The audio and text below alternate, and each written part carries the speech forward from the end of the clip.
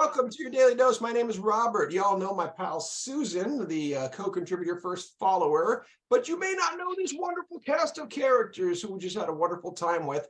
Say hi to Venetia. Hi, Venetia. How you doing? Good. I say hi to Sharon. Hi there. There she is. Rachel. Hello. How about Carl? Howdy. Howdy. And Bad BJ? Hey. There he is. And Natasha. Aloha. Aloha. So we just spent this, hour together playing this silly thing we call a Jam for Joy. What's in it for you? Why show up to this thing? Because I think a lot of people see the word improv and they think, ooh, not for me, scary, whatever. What do you get out of this? If you were telling somebody else, why would you bother to come? I see BJ and then Rachel. Go, BJ. No matter what challenges I have going throughout the day, it's almost like a suspension. And I'm taken to another world. I have these wonderful connections with people.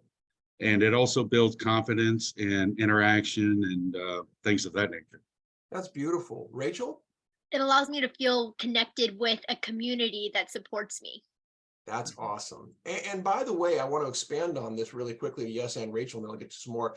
That Rachel does not have Parkinson's. Rachel is a student that I met at UNLV and has been a co-constructor of this whole thing. So when we talk about opening this up to more people than the Parkinson's community, that's what I mean. It's, have we done studies with Parkinson's? Yes. Is it open to all of humanity and some four-legged friends too? Yeah.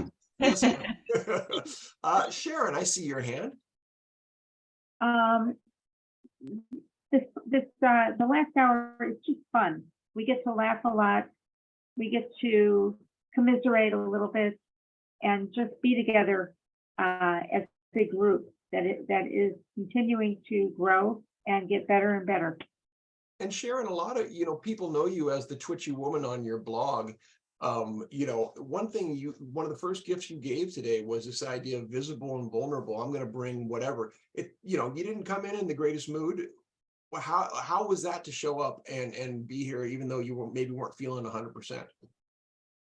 I feel better at the end of the hour because all this giggling, we get all those dopamine drops, and it's just wonderful.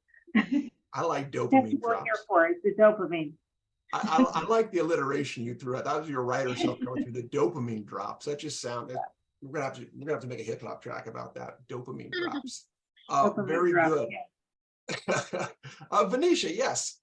It gives me a sense of freedom to say whatever I want to say, be whoever I want to be. I like that. Are there times, Venetia, you don't feel like you can be whoever you want to be? I mean, are there like self-imposed prisons in your life? There's prisons that sometimes the disease brings to me that I try to break out of. But yeah. So this is a reminder, maybe the way we play through, acknowledge those prison bars that we put up and then smash through them, right? I mean, I think, you may have been the greatest space monkey I ever saw today. Thank you very much. That's awesome. Natasha. So I have aches and pains from Parkinson's, but after an hour of this, I have pains from smiling so much. I think I smile more in this 1 hour than the whole day. I love that. And Natasha, you said earlier about this being, childlike play, right? You equated it to reading to children and the characterization and stuff you get to do. Is that what it feels like to you in terms of play? Yeah, I almost feel like I'm with like little kids, like we're a bunch of little kids in a room. We're just like, having fun. Who cares?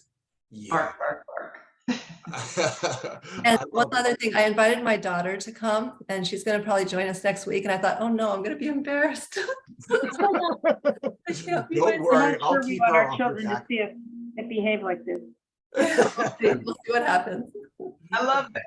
That's wonderful. That's funny, the idea of bringing a child and then being worried that they're going to be embarrassed. Well, she's an adult child. She's They're always embarrassed by it. Oh, I get it, right? Trust me, my kids who are now, in their tweens and teens, they don't play improv like they used to with me. Now it's like, ugh, improv.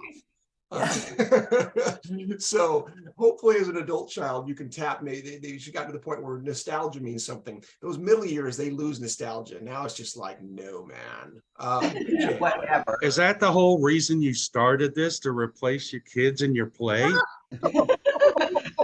That's a massive charge, and I stand rightly accused in this prison. Hey, Carl, hey there, Carl. What are you doing? I haven't heard from you, friend. What does this mean to you? Why do you show up? It's always a good laugh, and I always enjoy the people, and enjoy the challenge of staying quick. Yeah, that's something, that idea of staying quick. And what happens if we're not quick? What if we end up being slow? Are we ruined? Oh, we're not ruined, but I always like to come up with a quick remark, and it's just it's a personal challenge, I guess. There you go. I love the way you phrased that. And we talked about that earlier. I don't know if you saw some of the support from your room right there, everyone kind of slowing down what they were doing, that we have the freedom. All of us can really go slow and recognize that.